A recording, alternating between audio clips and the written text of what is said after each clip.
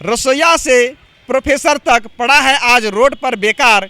नेता मंत्री घूम रहे BMW ऑडी कार, नेता मंत्री घूम रहे BMW ऑडी कार। चारों तरफ है लूट कांड, सोई हुई है क्यों सरकार। मजबूर है जान गंवाने को मजदूर किसान, फिर हम क्यों मनाएं अमृत महोत्सव। आओ हम सब मिलकर अफसोस दिवस मनाएं। ये साल के 2 दिन को खास मानते हैं, लेकिन हमारे लिए तो पूरे 365 दिन खास रहता है। ये 75 साल तक ये गुमनाम क्यों रहे। टाना भगत के लिए नहीं है अमृत महोत्सव? जी नहीं, मैं अमृत महोत्सव इसको नहीं मानता। नमस्कार, आप देख रहे हैं द न्यूज़ पोस्ट। मैं हूँ रंजना। पूरा देश आज आज़ादी का अमृत महोत्सव मना रहा है, लेकिन मैं इस वक्त मौजूद हूँ राजधानी रांची के राजभवन के समक्ष, वही धरना स्थल जहाँ पर पिछले 120 दिनों से टाना भगत समुदाय के जो लोग हैं वो धरना दे रहे हैं। वो अनोखे तरीके से अपनी मांग को रख रहे हैं पिछले 120 दिनों से। प्रतिदिन इनके धरनास्थल पर मैं आपको दिखाऊंगी, यहाँ झंडा लगा रहता है। हर एक दिन ये झंडा पर फूल चढ़ाते हैं।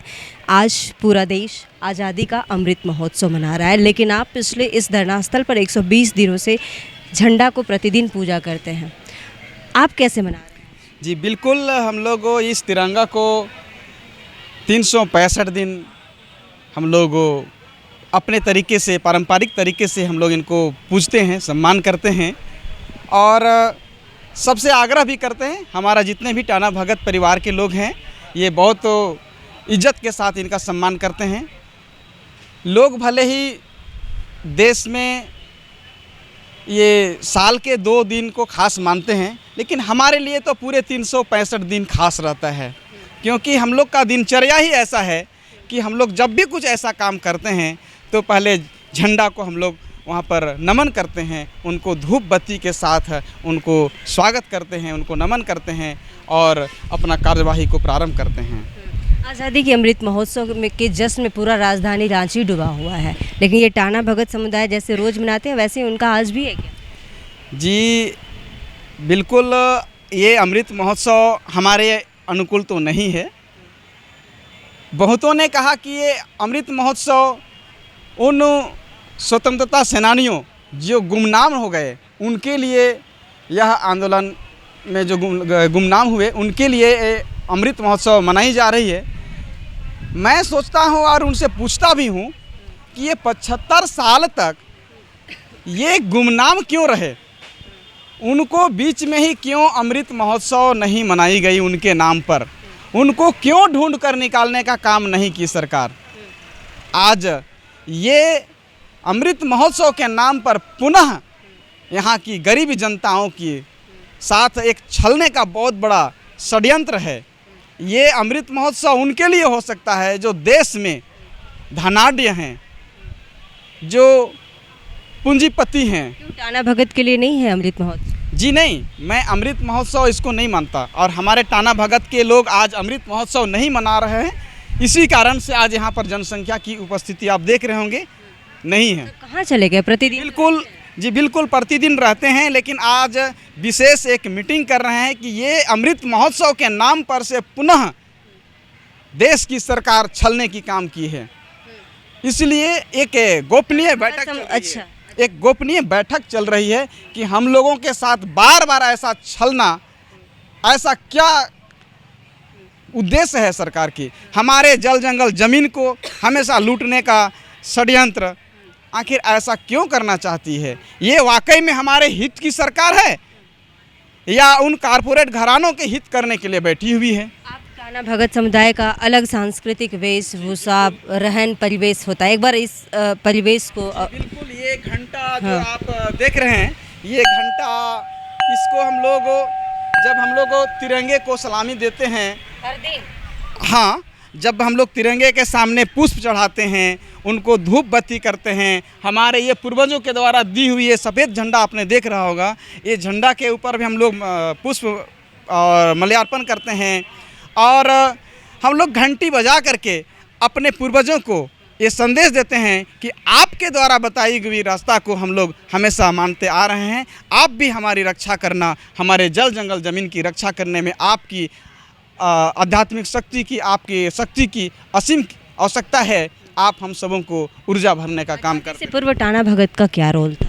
आज़ादी से पूर्व टाना भगत की बहुत बड़ी इतिहास है। पहले यहाँ की ज़मींदारों के द्वारा छला जाता था, तब उस समय में एक आध्यात्मिक ईश्वरीय शक्ति के द्वारा टाना भगत का उत्पत्ति होती है। ये टाना भगत की उत्पत्ति एक साधारण नहीं है, ये बहुत ही एक रोचक कहानी होगी या एक अनोखा कहानी आपको होगी, और ये कम शब्दों में ये इस चीज़ को बयां नहीं किया जा सकता है, बताया नहीं जा सकता है। इसके लिए आपको बिल्कुल बारीकी से 120 दिनों से आप यहाँ पर घर बना लिए, पर प्रतिदिन आपको अनोखे अनोखे लोगों से मुलाकात होती होगी, या निश्चितकालीन धरना का आप बैनर लगाए? जी बिल्कुल, प्रतिदिन हम लोगों के साथ अनोखे लोगों की मुलाकात होती है, और ख़ास करके आप सब जैसे सहयोगकर्ता मीडिया बहने भाई की जब यहाँ पर पदार्पण होता है तो बहुत खुशी होती है कि कोई तो हमारी बातों को सुनने समझने वाले हैं। मैं इसलिए बोल रहा हूँ कि यहाँ पर आप देख रहे हैं ये राजभवन धरना स्थल जो है, इस धरना स्थल में कांग्रेस के बहुत से दिग्गज नेता कहे जाने वाले, झारखंड प्रदेश के दिग्गज नेता कहे जाने वाले, बीजेपी के अपने आप को दिग्गज नेता कहे जाने वाले, ऐसे लोगों ने भी यहाँ पर पंडाल लगाया। लेकिन एक भी व्यक्ति को हिम्मत नहीं हुआ कि आप लोग इतने दिनों तक कैसे आप लोग रह रहे हैं, कैसे खा रहे हैं। डरते हैं? बिल्कुल डरते हैं, इसलिए कि संविधान का वो लोग अनुपालन बिल्कुल नहीं करते हैं। और हमारी मांग है संविधान को बिल्कुल अनुपालन हो, संविधान में जो भी लिखी हुई है। ये पंडाल आपने ही लगवाया? जी बिल्कुल, हम लोगों ने खुद से बनाया है। यहीं रहना है? जी बिल्कुल बिल्कुल। सड़क पर तो अभी 4 महीना हो चुके हैं, और आने वाला समय में जितने दिन तक हम लोगों को ये सत्याग्रह चलता है हम लोग यहीं पर रहेंगे। बात ये होगी कि हम लोग 4 महीना से बैठे हुए हैं, और इस देश में अगर कोई संवैधानिक पद है और संविधान को अगर सही मायने पर मानता हो, संविधान को अगर सही मायने पर शपथ खाता हो संविधान की, तो ये संविधान की बात को जरूर यहाँ पर अमल कराने में पहल करेगी, ऐसा हम सबका विश्वास है। किस रूप में मना रहे हैं? मैं तो इनको शोक दिवस पर मना रहा हूँ, और शोक दिवस के अवसर पर मैं एक छोटा सा कविता भी लिखा हूँ। अगर आप जी बिल्कुल मैं आपको बताता हूँ। ये शोक दिवस है, क्यों मनाएं हम अमृत महोत्सव, शीर्षक है क्यों मनाएं हम अमृत महोत्सव। स्वान खाए दूध भात बच्चे भूखे व्याकुल, स्वान खाए दूध भात बच्चे भूखे व्याकुल। हर सर को छत नहीं बेटी बहन सुरक्षा का भीख मांगे। फिर हम क्यों मनाएं अमृत महोत्सव, आओ हम सब मिलकर अफसोस दिवस मनाएं। क्यों मनाएं हम अमृत महोत्सव, क्यों मनाएं हम अमृत महोत्सव। गरीब जनता मांगे अपना हक अधिकार, रसोईया से प्रोफेसर तक पड़ा है अपना आज रोड पर बेकार। रसोईया से प्रोफेसर तक पड़ा है आज रोड पर बेकार। नेता मंत्री घूम रहे BMW ऑडी कार, नेता मंत्री घूम रहे BMW ऑडी कार। चारों तरफ है लूट कांड, सोई हुई है क्यों सरकार। मजबूर है जान गंवाने को मजदूर किसान, फिर हम क्यों मनाएं अमृत महोत्सव। आओ हम सब मिलकर अफसोस दिवस मनाएं। क्यों मनाएं हम अमृत महोत्सव, क्यों मनाएं हम अमृत महोत्सव। सुना है बहुतों बार हमने बेटी पढ़ाओ बेटी बचाओ, सुना है बहुतों बार हमने बेटी पढ़ाओ बेटी बचाओ। बहुत भरोसा था अब कोई, बहुत भरोसा था अब कोई, बेटी बहन न होगी पराई। फिर आज क्यों बेटी बहन बाल बच्चे घर परिवार छोड़कर रोड पर बैठने को मजबूर। क्यों मनाएं हम अमृत महोत्सव, आओ हम सब मजदूर किसान मिलकर मनाएं अफसोस दिवस।